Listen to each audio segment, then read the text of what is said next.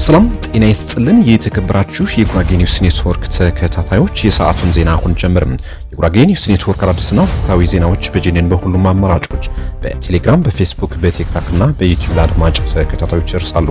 እሱም በእነዚህ ዜናዎቻችን ዜናዎቻችን እንዲከታተሉ በአክብሮት እየጠየቅን ወደ ዛሬው ዜናዎች እናልፋለን። አብራችሁን ሁኑ።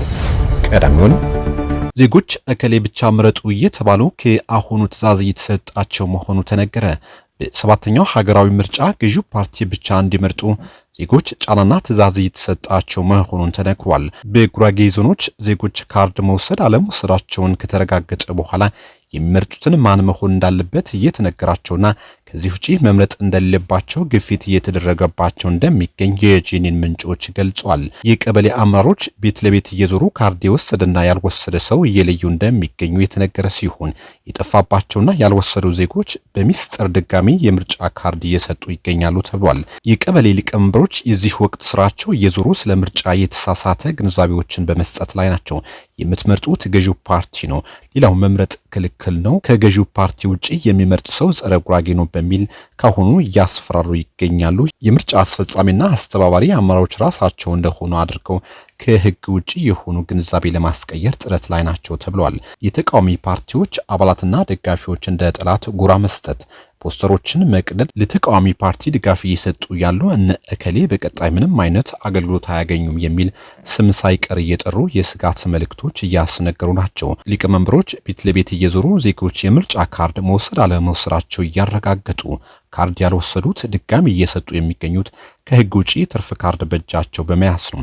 እንዲህ አይነት ህገወጥ አሰራሮች ብዙኖቹ እስከዛሬ በተደረጉ ምርጫዎች አላየንም። የዘንድሮ በጣም የተለየና በርካታ ህገወጥ ድርጊቶች ካሁኑ እየተሰሩ ይገኛሉ ተብሏል። ለምርጫ ቅስቀሳ በሚደረጉ ሐሳቦችና ሰላማዊ ሰልፎች ሁሉ አማራጭ ሐሳቦችን ከማቅረብ ዜጎች የመረጡትን መምረጥ መብታቸው እንደሆነ ከመንገድ ይልቅ ተቃዋሚዎችን መምረጥ ከልማት ወደ ኋላ መቅረት ነው። በድጋፍ ሰልፍ ላይ አለመገኘት የተቃዋሚ ፓርቲ ደጋፊ መሆን ነው እየተባለ ይገኛል። አሳሳችና አደናጋሪ መልእክቶች እየተላለፉ ናቸው። በአሁኑ ወቅት ብዙኖቹ በሚደረጉ ምርጫ ነክ ጉዳዮች ሁሉ የመንግስትና የፓርቲ ስራዎች አንድ አይነት ሆነዋል። ገዢው ፓርቲና መንግስት አንድ ናቸው። በሚሆነው ምርጫ እስኪጠናቀቅ የመንግስት ሙሉ ትኩረት ዜጎች ገዢው ፓርቲ እንዲመርጡ መስራት መሆኑ መመሪያ የወረደ እስኪመስል ነው እየተሰራ ያለው። በዚህም በአንዳንድ የምርጫ ክልሎች የተቃዋሚ ፓርቲ እጩዎች ከምርጫ ፍክክር የወጡ ሲሆን ደጋፊዎችም ላይ ከፍተኛ ጫና እየተደረገ እንደሚገኝ ተጠቁሟል።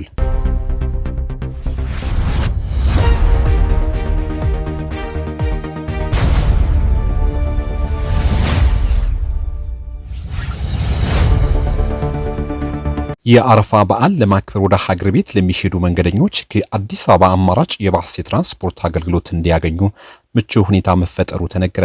ለአረፋ በዓል ወደ ሀገር ቤት በመሄድ በዓሉን የሚያከብሩ የህብረተሰብ ክፍሎች የተሻለ ትራንስፖርት አገልግሎት እንዲያገኙ ዝግጅቶች መደረጋቸውን ተነግሯል። የፌዴራል ትራንስፖርትና ሎጂስቲክ የአነስተኛና መለስተኛ ተርሚናል መናኸሪያ ዴስክ ኃላፊዎች እንደጠቁሙት በዓሉን ለማክበር ወደ አገር ቤት የሚገቡ የእስልምና እምነት ተከታዮች ያለምንም እንግልት ወደ አገር ቤት እንዲደርሱ ለማድረግ ከጉራጌ ዞንና ከስልጤ ዞኖች ጋር በቅንጅት እየተሰራ መሆኑ አብራርተዋል። በዓሉን ለማክበር ወደ ቀያቸው የሚሄዱ እንግዶች ያለ ምንም ስጋት የተሽከርካሪ እጥረት ሳይኖር እንዲጓዙ ለማድረግ ዘርፈ ብዙ ስራዎች እየተሰሩ እንደሆነ አመላክተዋል። ከማህበራቶች ጋር ውይይት በማድረግ የደቡብ ምዕራብ ክልሎች ከጉራጌ ዞን ከስልጤ ዞንና ከሌሎች ዞኖች ጋር ውይይት በማድረግ የመኪና ውስንነት እንዳያጋጥም ወደ ሌላ ቦታ የሚሄዱ ተሽከርካሪዎች የአረፋ በዓል ለማክበር በብዛት የሚጓዙባቸው ባሶች ወደ እነዚህ ዞኖች የሚንቀሳቀሱ ታዳሚዎች እንዲያመላልሱ ይደረጋል ተብሏል። ለዚህ በዓል የሚጓዙ የእስልምና እምነት ተከታዮች ከዚህ በፊት በኮንትራት መልክ ይጓዙ የነበረ ሲሆን ኮንትራት ይዘው ከሚሄዱ መናኸሪያና በመደበኛነት የሚመደቡ የታታ ባሶችና ሌሎች ባሶች ላይ ተሳፍረው ካለ ምንም ብዝበዛና እንግልት በሰላም ወደ አካባቢያቸው መግባት ይኖርባቸዋል። ለዓመታት ለከፍተኛ ብዝበዛና እንግልት ሲዳረጉ የነበሩ ተጓዦች ዘንድሮ ምቹና ተስማሚ አማራጮች እንደተዘጋጁ ተቋሙ አብራርቷል። በዚህም ዘንድሮ የአረፋ በዓል ምክንያት በማድረግ ከአዲስ አበባ ወደ እነዚህ አካባቢዎች ለሚገቡ ተጓዦች በአየር ጤና በሉኳንዳ በሺደበሊ በካራቆሬ በቄራ በጀሞ በቤተል በአለም ባንክ በዘነበ ወርቅ በሎሚ ሜዳ በላምበረንት እንዲሁም በሌሎች መናኸሪያዎች ከግንቦት 16 ጀምሮ በመደበኛነት ባሶች ተመድበው አገልግሎት እንደሚሰጡ ተጠቁሟል። ተጓዦች በተቀመጡ የትራንስፖርት አማራጮች ሄደው በመሳፈር ካላስፈላጊ ወጪና እንግልት ራሳቸውን እንዲጠብቁ ማሳሰቢያ ተሰጥቷል።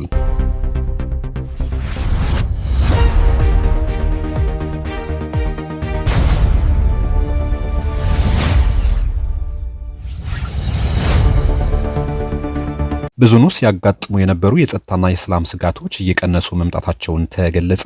ሰላምን በሚፈለገው ልክ ለማረጋገጥ ባለፉት 9 ወራት ከባለድርሻ አካላት ጋር በመሆን ዘርፈ ብዙ ተግባራት መከናወኑን የጉራጌ ዞን ሰላምና ጸጥታ መምሪያ አስታውቋል። በተለያዩ ጊዜያት የህዝቡን ሰላም ለማወክ ሲንቀሳቀሱ የነበሩ አካላት በህግ ቁጥጥር ስር እንዲውሉና ምርመራ እንዲጣራባቸው ማድረግ መቻሉና በዚህም በወልቂጤ በአበሽጌና በቆሴ አካባቢ አንጻራዊ ሰላም ማምጣት ተችሏል ተብሏል። ባለፉት 10 ወራት በዞኑ የተካሄዱ ህዝባዊ የአደባባይ በዓላት ካለምንም የጸጥታ ችግር መከናወናቸውን በዚህም ህዝቡ በጸጥታ መዋቅሩ ላይ ያለውን እምነት እያደገ መምጣቱና ዞኑ ከስጋት ቀጠናነት በማውጣት ዞናዊ ክልላዊና ሀገራዊ ሁነቶችን ማካሄድ መቻሉን ተጠቁሟል። መዋቅሩ ሰላምን ማስጠበቅ የህዝብ እሴትና ባህል እንዲሆን እያደረገ ያለው ጥረት አበረታች ውጤት እያመጣ ነው። የተቀናጀ የጸጥታ ግብረ ኃይሉም እየሰራ ያለው ስራ ተጠናክሮ እንደሚቀጥልም ተነግሯል። የፍትህ አካላትና የጸጥታ መዋቅሮች ቅንጅት ለመልካም አስተዳደር መስፈንና ማህበረሰቡ ፈጣን ፍትህ እንዲያገኝ በማድረግ በኩል ከፍተኛ ሚና እንዳለውም ተመላክቷል። የዞኑ ፖሊስ ከሌሎች የጸጥታ አካላት ጋር በቅንጅት የሚሰራው ስራ አጠናክሮ እንደሚቀጥልም ተገልጿል። የጉራጌ ዞን ሰላምና ጸጥታ መምሪያ ዞናዊ 9 ወራት ሪፖርቱ በአጠቃላይ በዞኑ አንጻራዊ ሰላም መፈጠሩን አመላክቷል። ሆኖም በዞኑ በወልቂጤና በአበሽጌ አካባቢዎች ሲስተዋሉ የነበሩ የሰላም እጦት ችግሮች አንጻራዊ ለውጦች ቢኖሩም የዜጎች ነጻነት የሚያሳጡ በእነዚህ አካባቢዎች አሁንም የተደራጁ ህገወጥ ወጣቶች የራሳቸው ኬላ በማቆም ዝርፊያ እየፈጸሙ እንደሚገኙ ጂኒን መዘገቡ የሚታወስ ነው።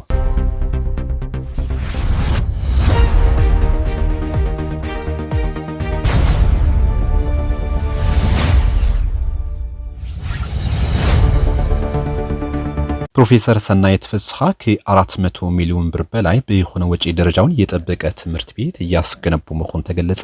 በምስራቅ ጉራጌ ዞን በመስቃን ወረዳ ህምቦር ቀበሌ በፕሮፌሰር ሰናይት ፍስሐ ወልጊቾ አማካኝነት እየተገነባ ያለው የፍስሐ ወልጊቾ መታሰቢያ ትምህርት ቤት በመጠናቀቅ ላይ መሆኑ ተገልጿል። በመስቃን ወረዳ በምስራቅ ህምቦር ቀበሌ በፕሮፌሰር ሰናይት ፍስሐ ወልጊቾና ቤተሰቦቻቸው አማካኝነት ከ400 ሚሊዮን ብር በላይ በጀት በመያዝ እየተገነባ ያለው የፍስሐ ወልጊቾ መታሰቢያ ትምህርት ቤት ለአካባቢው ማህበረሰብ ዘመናዊ ትምህርት ቤት ተደራሽ ለማድረግ ታቅዶ እየተሰራ መሆኑም ተነግሯል። በዓለም አቀፍ ደረጃ በጤና ተቋማት እውቅና ያተረፉት ፕሮፌሰሯ በትውልድ አካባቢያቸው እንዲህ አይነት የበጎ አድራጎት ስራ ሲሰሩ የመጀመሪያቸው አይደለም። እኚህ ፕሮፌሰር በቡታጅራ ከተማ የእናቶችና ህፃናት አጠቃላይ ሆስፒታል እጅግ ዘመናዊ በሆነ መልኩ ገንብተው ለአገልግሎት እንዲበቃ አድርጓል። እዚህም ከከተማው ማህበረሰብ አልፈው ከሌላ ቦታዎች ለሚመጡ ታካሚዎች ጭምር አገልግሎት በመስጠት የብዙዎች ጤና በመታደግ ላይ ይገኛል። በቀጠለው የበጎ ስራቸው በመስቃን ወረዳ በምስራቅ ህምቦር ቀበሌ ከ400 ሚሊዮን ብር በላይ የፈጀ ዘመናዊ ትምህርት ቤት እያስገነቡ ይገኛሉ። ግንባታውም በቅርቡ ተጠናቆ ለአገልግሎት ክፍት እንደሚሆንም ተገልጿል።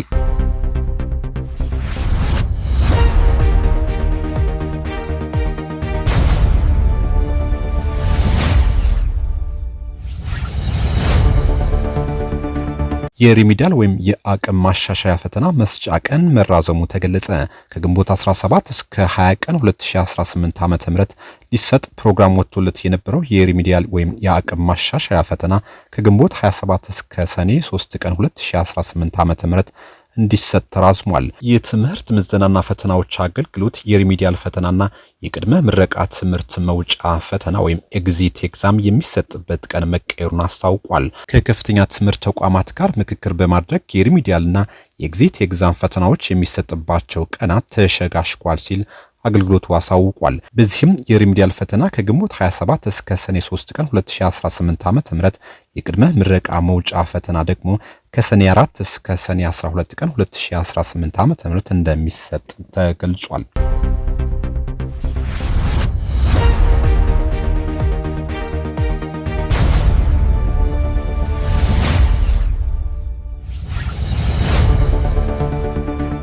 በሳውዲ የሞት ፍርድ የተፈረደባቸውና በደቡብ አፍሪካ ጥቃት እየደረሰባቸው ያሉ ዜጎች ለመታደግ ጥረት እየተደረገ መሆኑን የውጭ ጉዳይ ሚኒስቴር አስታወቀ። የሚኒስቴሩ ቃል አቀባይ አምባሳደር ነቢያት ጌታቸው በሳውዲ አረቢያ በተለያዩ እስር ቤቶች ለሚገኙና የሞት ፍርድ ለተወሰነባቸው ዜጎች የህግ ባለሙያ ተይዞ ክትትል እየተደረገ መሆኑ ገልጿል። በተመሳሳይ በደቡብ አፍሪካ በኢትዮጵያ ላይ የሚደርሰው ጥቃት ለማስቆምና ዘላቂ መፍትሄ ለመፈለግ በቅርቡ አንድ ልዑካን ቡድን ወደ ስፍራው እንደሚያቀና አስታውቀዋል። ሌላው አምባሳደር ነቢያት ጌታቸው በሰጡት ገለጻም ግብጽ በቀጠናው ላይ የምታደርገው እንቅስቃሴ ከበባ በሚመስል መልኩ ውጥረት፣ ትንኮሳ የሚመስሉ ነገሮች በተደጋጋሚ እየታዩ ነው ብለዋል። ይህንኑ የግብጽ እንቅስቃሴ አዲስ ነገር አይደለም፣ ለረጅም ጊዜ ሲከተሉት የቆዩና የሞከሩት ስልት ነው ብለውታል። ኢትዮጵያ የባህር በር አጀንዳዋ ምን ያህል አስፈላጊ እንደሆነም አንዱ ማሳያዋ ይሄ ነው በማለትም ተናግሯል። ኢትዮጵያ ፍላጎቶቿን ባነሳች ጊዜ የሚደረጉ እንቅስቃሴዎች የመጨመርና የመጠናከር አዝማሚያና ያለን ይሄ ግን ይኑርና የቆየ ስልት ነው ያሉት አምባሳደር ነቢያት ኢትዮጵያ ለዚህ ምላሿ የባህር በር ፍላጎቷ አጀንዳዋን አጠናክራ መቀጠል ነው ሲሉ ማሳውቀዋል። ኢትዮጵያ ፖሊሲዋን አጠናክራ ስትቀጥል ሰላማዊና ዲፕሎማሲያዊ በሆነ መንገድ በተለያዩ ጊዜ አበክራ ያስረዳቸው ጉዳይ ነው ሲሉም ፍላጎቷ ጉዳዩን በሰላማዊ መንገድ ለማሳካት መሆኑን አስረድተዋል። የተከበራችሁ ውድ የጉራጌ ኒውስ ኔትወርክ ተከታታዮች ለሰዓቱ የነበሩ ዜናዎች እነዚህ ይመስሉ ነበር። ቆይታችሁ ከጄኔን ጋር ስለሆነ እናመሰግናለን።